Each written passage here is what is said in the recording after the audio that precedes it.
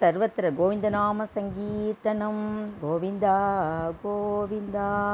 39வது தசகம் யோகமாயை எடுத்து வருதல். எதுக்குள்ள தோன்றலான வசுதேவர் என்ன பண்ணுறார், தங்களை எடுத்துன்னு போய் அப்படியே போகும்போது அப்படியே வானலாவ அளவுக்கு யமுனையில் அப்படியே அந்த தண்ணியானது இருக்குது.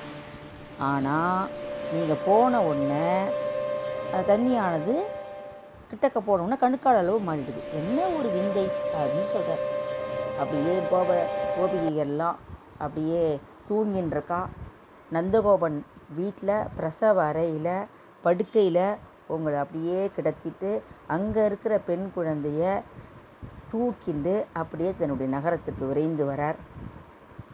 அப்போ இங்கே தன்னுடைய தங்கை அழறத காவல்காரன் சொன்ன உடனே ஹம்சன் என்ன பண்ணுறான், அப்படியே வேகமாக கவலையோட தலைவிரி கோலமாக தங்கையோட கையில் இருந்த பெண் குழந்தைய பார்க்குறான். ஆனால் அவனுக்கு மகிழ்ச்சியே இல்லை. அப்புறம் சொல்கிறான், இது கண்டிப்பாக நாராயணனுடைய மாயையை தான் இருக்கும் அப்படின்னு சொல்லிட்டு அந்த குழந்தைய பிடுங்கி பக்கத்தில் இருக்கிற பாறை மேலே ஓங்கி அடிக்கிறான். அடித்த உடனே என்ன ஆகுதுன்னா, குருவாயூரப்பா ஒன்றை கும்புறவாளை யமன் எப்படி பக்கத்தில் வரமாட்டானோ அது மாதிரி அந்த கம்சனுடைய கையிலேருந்து விடுபட்டு வேறு உருவம் கொண்டு அந்த குழந்தையானது என்ன பண்ணுறது, 8 கைகளோட ஆயுதங்களோட அப்படியே விண்ணில் அப்படியே பிரகாசிக்கிறது. கொடுமையே செய்யக்கூடிய கம்சன் சொல்கிறான், அந்த பொண்ணு சொல்கிறது, மாயை சொல்கிறான், கொடுமை செய்யக்கூடிய கம்சா, உனக்கு என்ன நன்மை என்னை கொல்றதுனால? உன்னை கொல்றவன் எங்கேயோ பிறந்திருக்கான், உன்னோட நன்மைக்காக நீ நல்லதையே தேடிக்கோ அப்படின்னு சொல்கிறது. உன்னோட உடன் பிறந்தால் கொடியவளான கம்சன்ட்ட கூறிட்டு சொல்கிறான், உனக்கு நல்லதையே செஞ்சுக்கோன்னு சொல்லிட்டு தேவர்களால் தூக்கப்பட்டு இந்த உலகத்தில் பல ஆலயங்களில் கோவில் கொண்டிருக்கா அந்த பெண். மறுநாள் காலையில் அந்த ஹம்சன் என்ன சொல்கிறான், எல்லார்கிட்டையும் சொல்கிறான், அசுரன்ட்டெல்லாம் சொல்கிறான். யாராட்ட? பிரலம்பன், பகன், பூதனை, இவாள்கிட்டெல்லாம் சொல்கிறான். உடனே இவன் என்ன சொல்கிறா, நான் அந்த பெண்ணை கொன்னுட்டேன்னு சொன்ன உடனே புதிதாக பிறந்த மற்ற குழந்தைகள்லாம் கொன்னுட்டு பயமே இல்லாமல் திரிஞ்சுன்னு இருக்கா. கருணை இல்லாதவாள்லாம் கொடுமையான செயல்கள் புரியறதில்ல. கடினமான செயலாக என்ன அவளுக்கு? பூதனே நந்தகோபன் திருமாளிகையில் அவளுடைய மனைவியான யசோதை பிரசவ படுக்கையில் அப்படியே காலை ஆற்றா தூக்கம் கலைஞ்சி அங்கே உள்ள பெண்கள்லாம் குழந்தை பிறந்த செய்தி எல்லாருக்கும் சொல்கிறா. என்ன வியப்பு! இந்த ஆச்சரியத்தில் கோகுலமே ரொம்ப மகிழ்ச்சியோடு கொண்டாடுறது.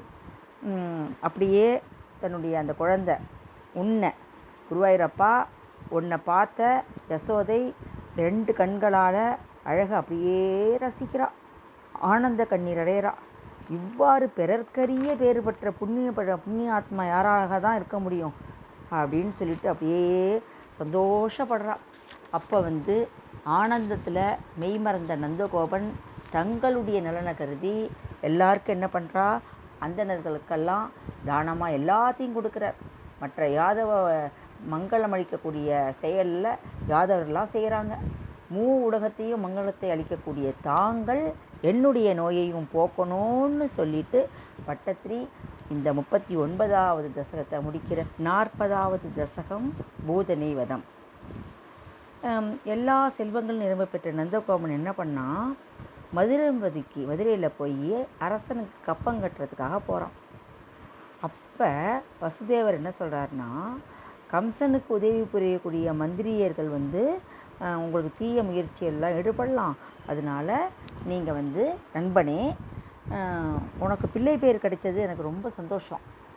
நீ தங்களுக்கு தந்தைங்கிற அந்த பேர் கிடைச்சது ரொம்ப ரொம்ப சந்தோஷம்னு அவனோட புகழையெல்லாம் ஏற்றி வைத்து ரொம்ப அன்போடு அவரை புகழ்ந்தார்.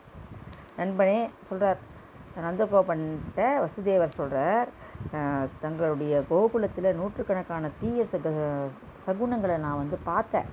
அதனால் சீக்கிரம் நீங்கள் ஊருக்கு போயிடுங்கோ அப்படின்னு வசுதேவர் சொல்ல நந்தகோபன்கிட்ட. அதனால் அவருக்கு ஏதாவது தீங்கு நேரிடுமோனுங்கிற பயத்தில் அவர் வேகமாக போயிடுறார். இப்படி வேகமாக போகிறதுக்குள்ளே அங்கே என்ன ஆச்சுன்னா, மாயக்குழந்தை வேடம் பூண்ட குருவாயூரப்பா, நீ எப்பயுமே அங்கும் இங்கும் அசையக்கூடிய ஒரு பெண்ணான ஒரு வடிவத்தில் அங்கே வர.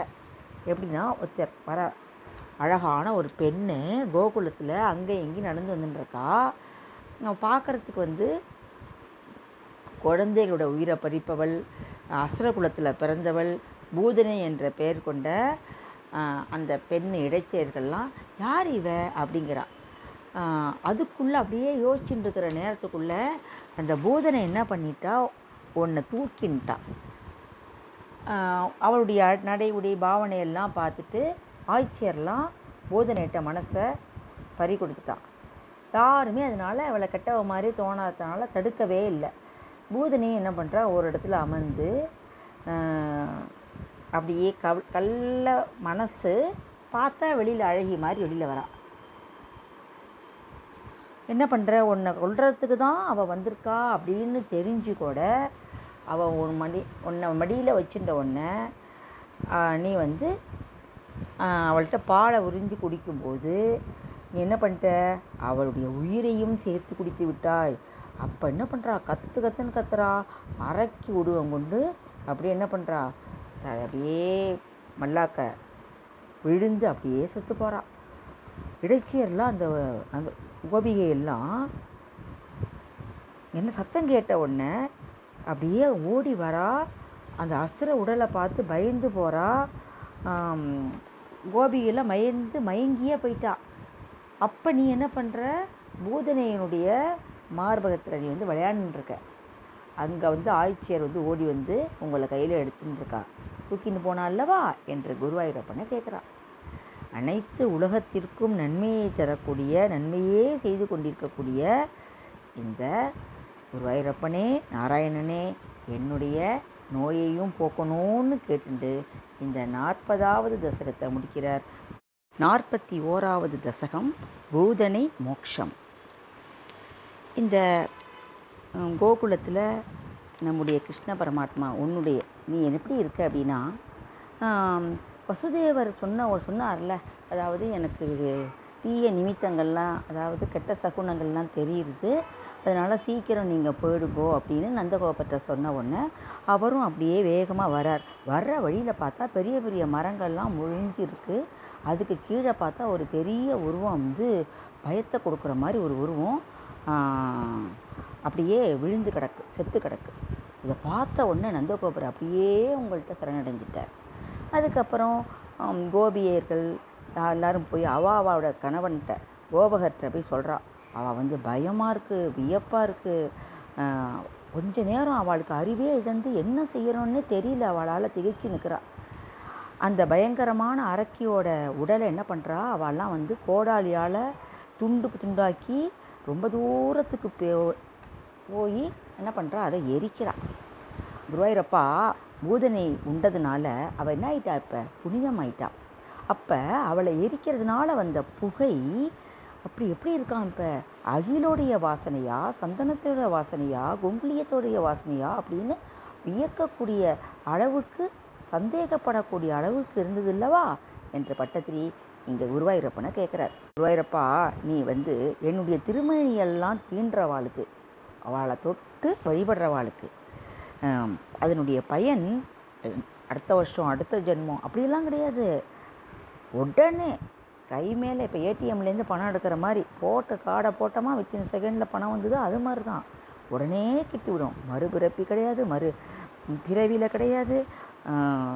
அப்போ ஆயர்கள்லாம் சொல்கிற மாதிரி நீங்கள் இப்போ எப்படி இருக்கேள், போதனையை ஆனானப்பட்ட உங்களை கொல்ல வந்த போதனையையே வாசனை வர்ற மாதிரி பண்ணிட்டேலே, நல்ல வேலை பேயான பூதனையால் குழந்தை கொள்ளலையே. அதாவது குழந்தையான குருவாயூரப்பா, நீ எல்லாரையும் காப்பாற்றுற தெய்வம்னு அவளுக்கு தெரியல. உனக்கு காப்பாற்றிக்க தெரியாதா, நீ என்ன காப்பாற்றுறது, நீ தான் அனைத்துமானவன் அப்படின்னு சொல்லிட்டு வசுதேவரால் என்ன சொல்கிறாரு, பரவாயில்லையே இப்படி அவருக்கு வசுதேவருக்கு முன்னாடியே தெரிஞ்சுது அப்படின்னு இடையர்கள்லாம் பேசின்னு இருக்கா. அவளோட முகத்தெல்லாம் பார்த்தா அப்படியே ஒரு சந்தோஷமாக இருக்குது. வாசுதேவனான குருவாயூரப்பா, நீங்கள் கோகுலத்தில் இருக்கிறதுனால அந்த கோகுலம் முழுவதும் எப்படி இருக்கான், லக்ஷ்மி கடாட்சமாக இருக்கான், குறைவற்ற நலம் இருக்கான். நல்ல செயல்கள்லாம் நூற்றுக்கணக்கானவை தடையே இல்லாமல் நடக்குதுதான். மகிழ்ச்சி வெள்ளத்தினால் அந்த கோகுலமே சிறந்து விளங்குதுதான். அந்த ஆய்ச்சியர்கள்லாம் நாள்தோறும் இல்லங்களில் உங்களுடைய அழகிய திருமேனியையும் புன்சிரிப்பையும் பற்றியே பேசின்னு இருக்காளாம்.